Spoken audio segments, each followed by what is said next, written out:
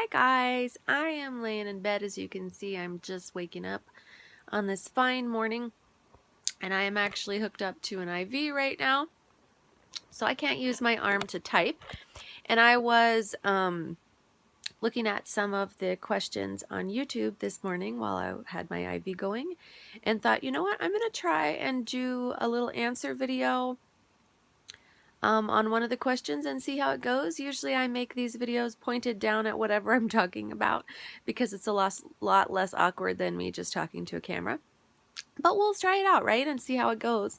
And yeah, so the question that I wanted to answer or attempt to answer today is about pumice. And I believe it was from Chris. And the question is, if you can't find pumice in your area, can you use other things as a substitute with similar results, such as aquarium gravel or lava rock or things like that? Sadly, in my experience, the answer is no. They aren't comparable at all. While you can use aquarium gravel or any type of gravel in a potting soil to help with drainage, it doesn't have the same effects that pumice does. Pumice, one of the things that makes it a little bit unusual or special is that it's very porous, and it does an excellent job of holding multiple things. It holds water.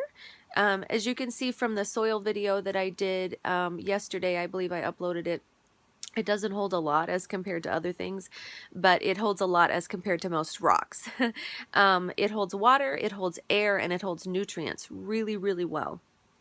And because of that, succulents like it especially. The most important property for succulents is the air holding property. And the fact that it just helps your soil stay lighter, and it gives the roots a lot more airflow. The water holding and the nutrient holding properties are less important for most succulents, but not to be sneezed at. You know, it's a great benefit. As far as the nutrient holding properties, pumice is an amazing kind of nature's slow release for nutrients. So you can take pumice and soak them like in a compost tea. Commercially, they do this also. They soak them in fertilizer, pumice and fertilizer, and then spread it out over like parks and different large areas. And then the pumice slowly releases the nutrients on kind of a time release type basis, which is really, really awesome. Also, pumice never degrades, so it could just be reused over and over, you know, if which is amazing. But gravel, aquarium gravel, stuff like that, it's a solid material. And so when you add it to your soil, it can still be beneficial, for sure. It can help. Basically, I view it as you're just replacing a porous material with a non-porous material. So if you do that, your substrate is going to absorb less water.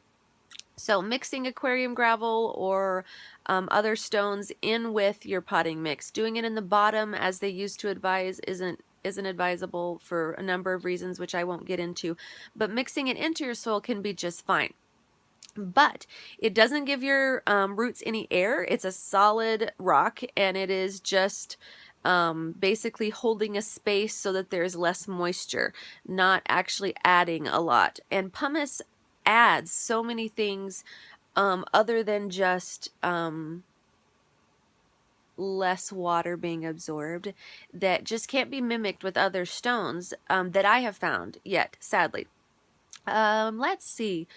The water absorbing properties is just amazing because it helps it'll help soak up any nutrition and then slowly release it. It also, the porous nature of the pumice helps host really good microbes and bacteria that your soil needs to grow.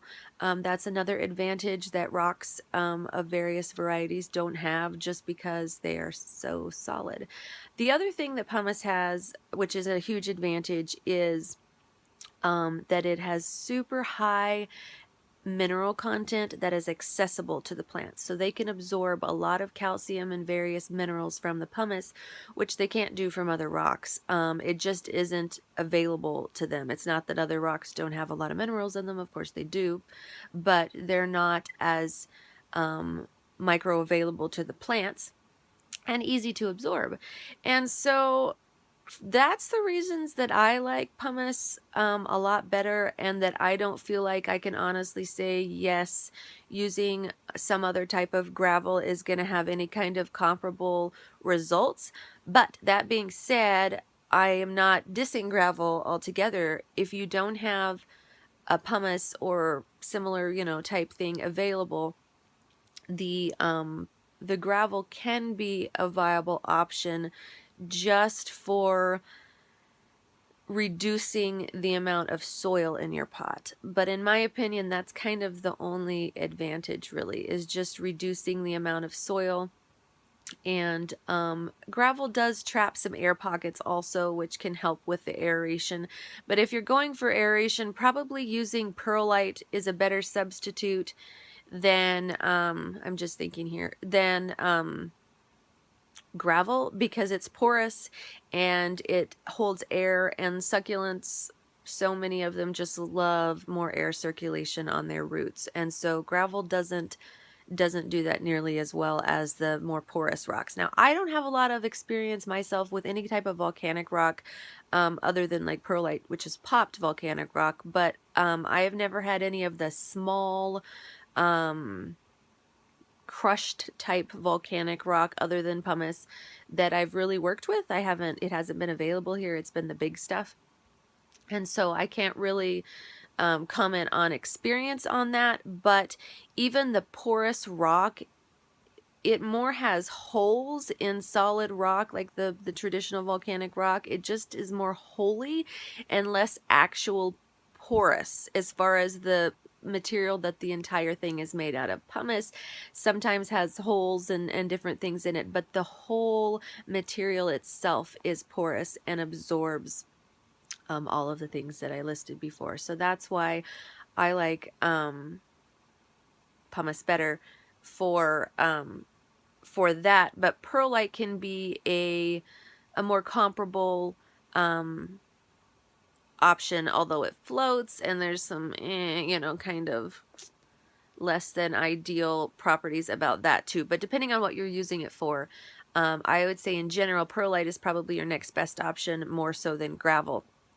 As far as options for finding pumice when you can't, there are multiple places online that sell it and ship in flat rate boxes, because usually, of course, with ordering any type of rocks online, shipping is what's going to kill you.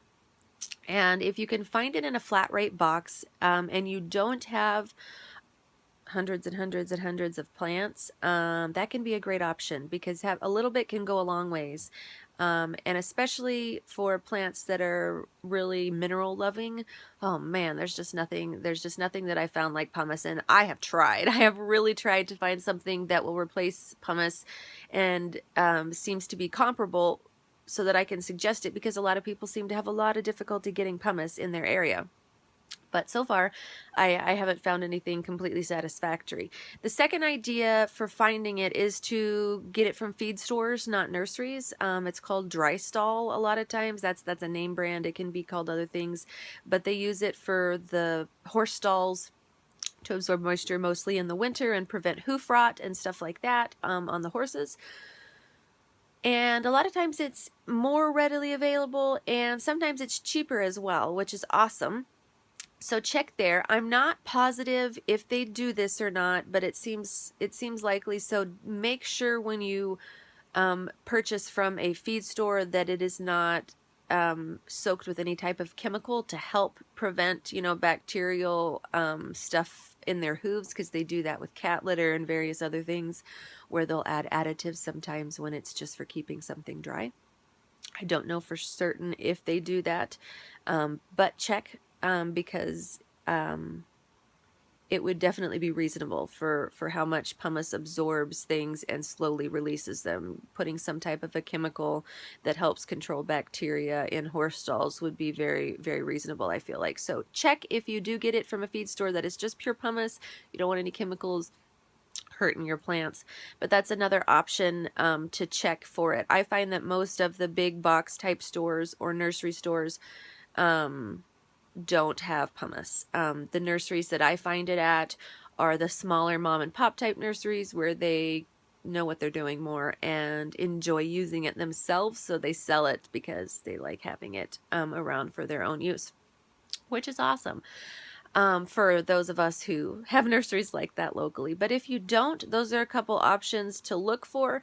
But yeah, I hope that explains a little bit of why I feel like I can't honestly say that gravel of any type is super comparable to pumice, but it's also not a terrible idea to use gravel in some situations when in a pinch.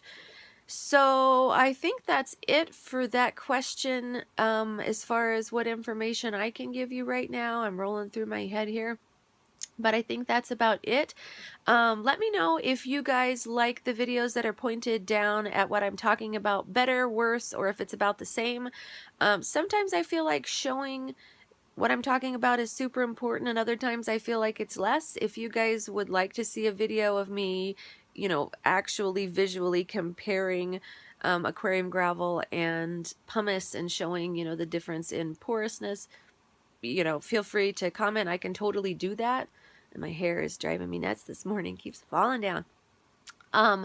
But I can totally do that. I just thought for this one, since I'm laying here hooked up to an IV, I might could use the time and just answer a question since I couldn't type.